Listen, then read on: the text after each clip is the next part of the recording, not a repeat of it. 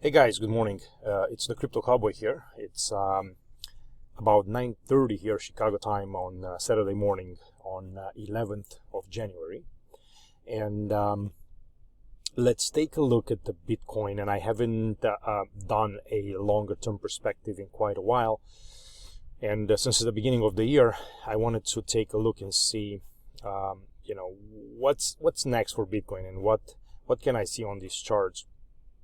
Kind of longer term. So I pulled a line chart and this is a monthly chart of Bitcoin on the line.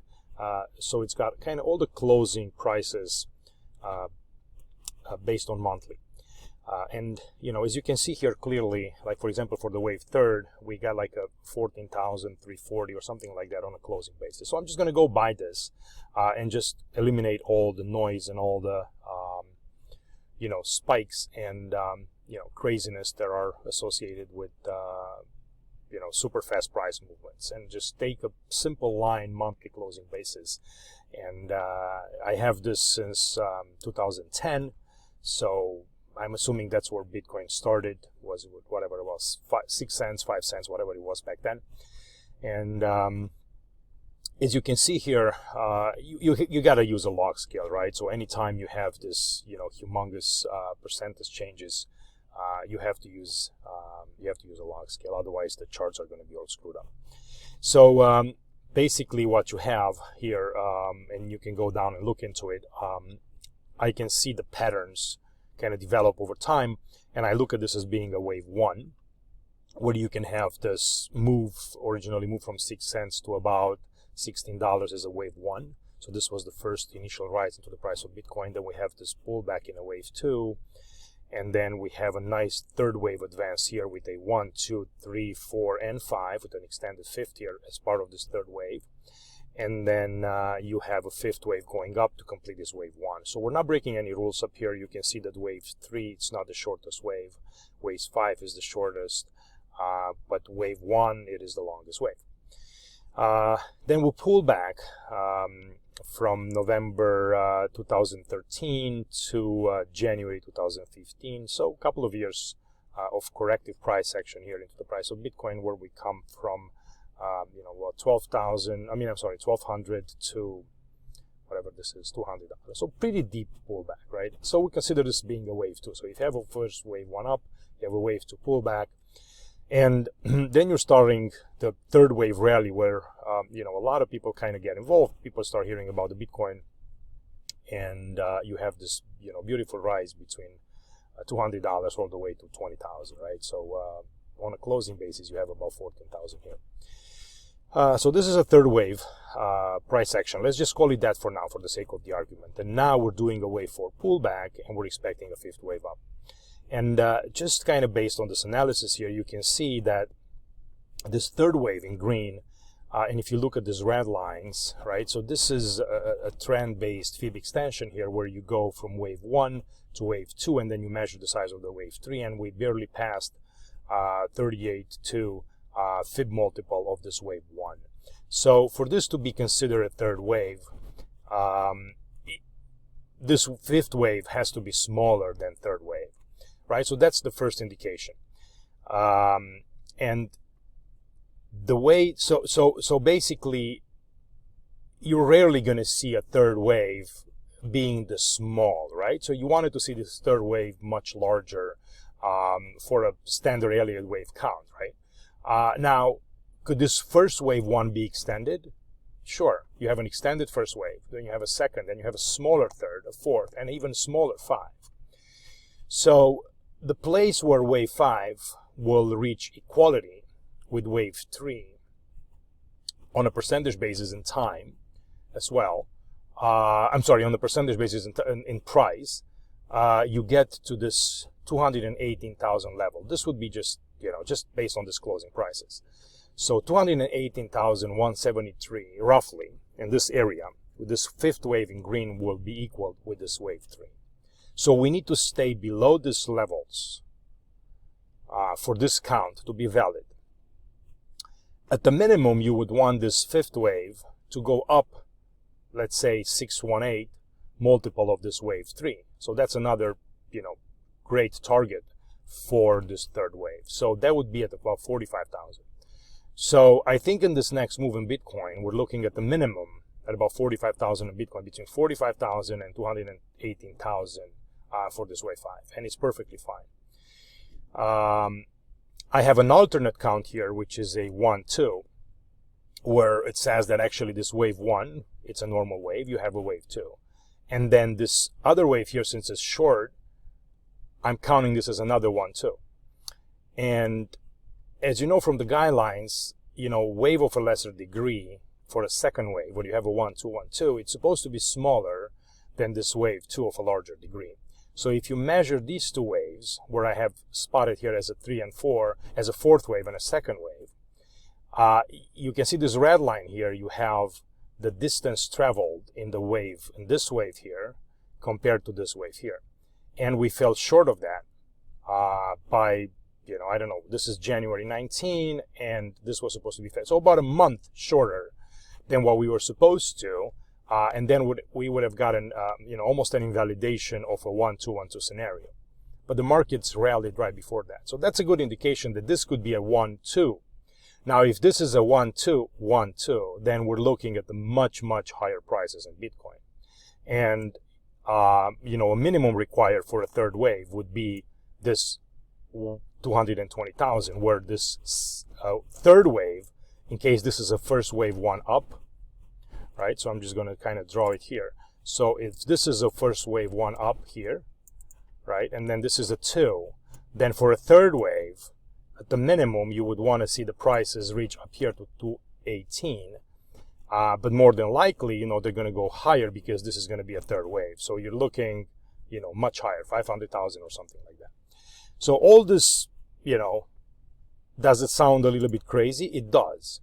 But as many people would argue, did it sound crazy that the markets moved from, 13 cents to, $1,000?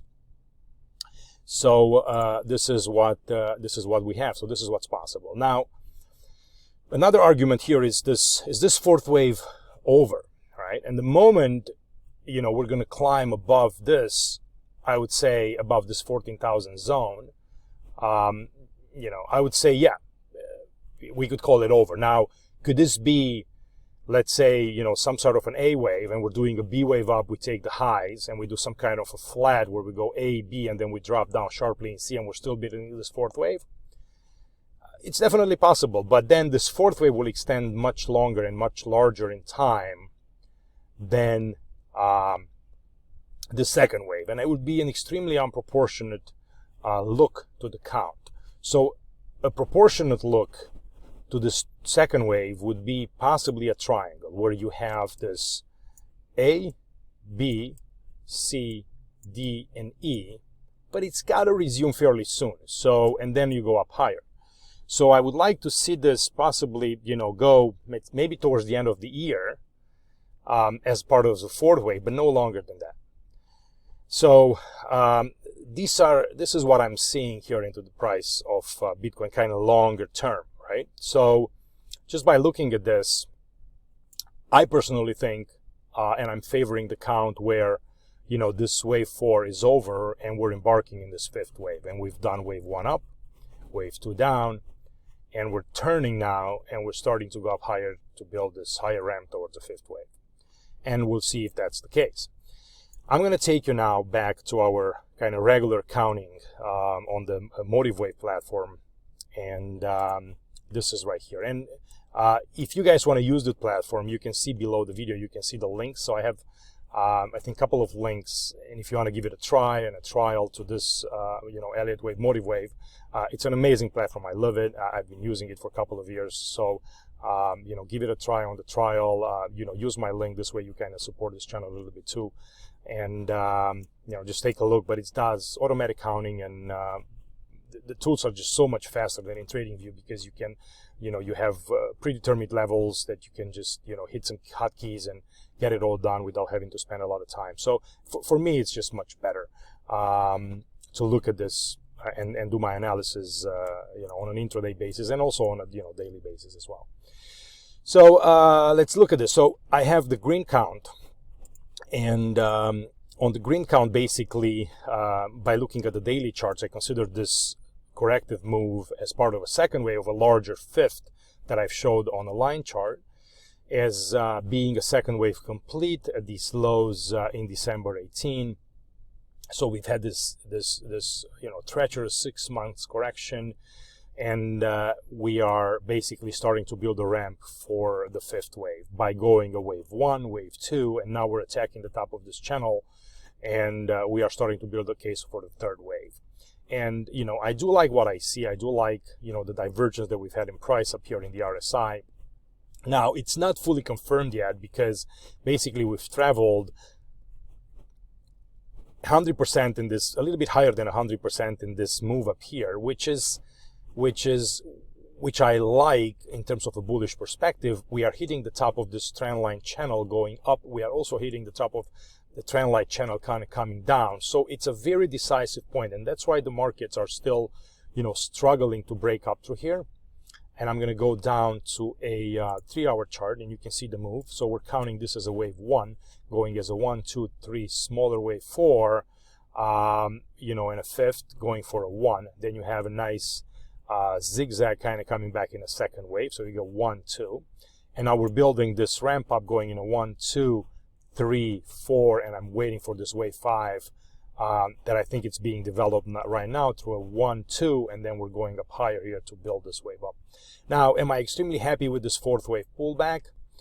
It looks a little large compared with this, but not in time. So you're at the 127% compared with the second wave. Also, you have the alternation rule where this is a flat and then this is kind of a zigzag coming down, or a double zigzag. So that's fine, but the market needs to get on its case and start moving up higher. If this wave extends a little bit longer and starts doing more funky stuff down here, I'm not going to give up on a bullish count just yet. And what am I going to do is I'm going to go so you can see the nice reaction here for the middle of the channel line, and then this break up here, it's kind of indicative that we're starting a third wave up. But if this fails for any reason, I'm going to go back to the spin count, where I actually have this counted as a 1, 2, 1, 2. And now that's to the red count, where I have this as a 1, 2, 1, 2. Now that's a pretty bullish count. It would be appropriate for a final wave move up in a wave 5, because you need aggression as you start up here going up. But you have basically a 1, 2, and now you're doing a 1, 2 down. So if this is just a wave A coming down, and you have a B wave going up, so we're doing another C down, I'm looking for this move not to exceed this January 16 timeline, because then this wave 2 will become longer than this wave 2 of a larger degree, and we will have a problem, just like I was showing you on the line chart.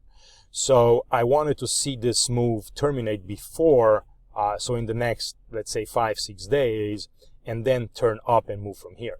Now, if this wave 2 is done, then I'm going to take this wave 2 and move it on here, and we're complete, and we have a 1, 2, 1, 2, and now we're building the ramp going higher.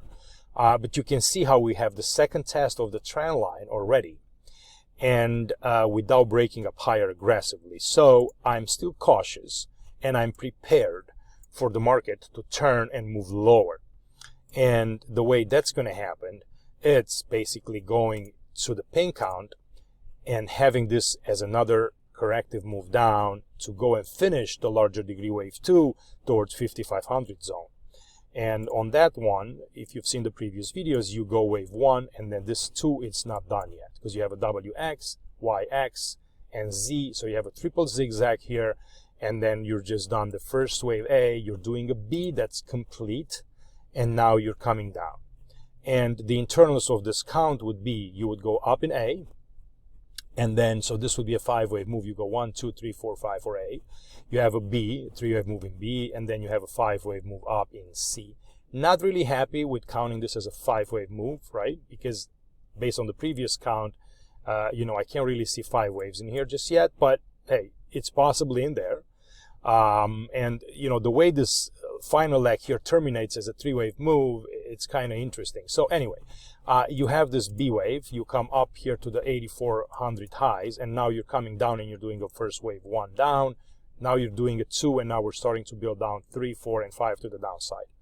And looking at the internals here, you can count a leading diagonal in a wave 1 down here, where you go a 1, 2, 3, 4, and 5 for 2. Then you have another sort of a 5-wave move down here for 3, 4, and 5. We're not breaking any rules. You can see that we are just shy of 100% wave 5 versus 3, because in a leading diagonal, or an ending diagonal, doesn't matter. But on the contracting variety, wave 5 has to be smaller than wave 3, and I think we're just equal right there at about 76, 77.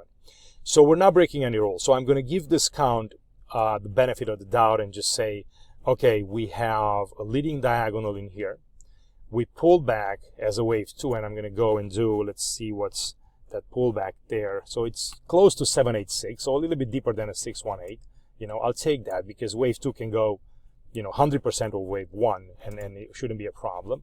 Now, the move from the highs, it's not aggressive. So either this wave 2 is not finished. Let me just get rid of this. Okay, either wave 2, this wave 2 here is not finished yet, right? And how would you count this? I didn't actually look at this, but it could be an A, triangle B, and then you have a 1, 2, 3, 4, 5 for C.